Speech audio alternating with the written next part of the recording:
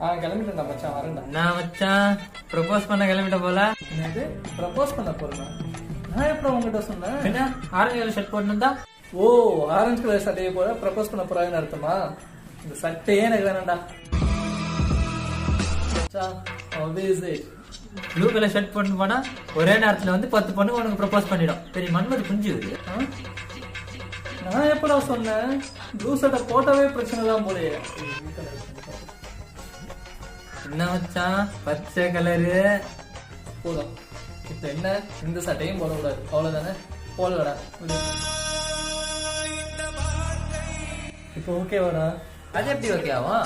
இதோ ப்ளூ வேணுமா ப்ளூ இருக்கு, ஆரஞ்சு வேணுமா ஆரஞ்சு இருக்கு, பிளாக் வேணுமா பிளாக் இருக்கு, கிரீன் வேணுமா கிரீன் இருக்கு.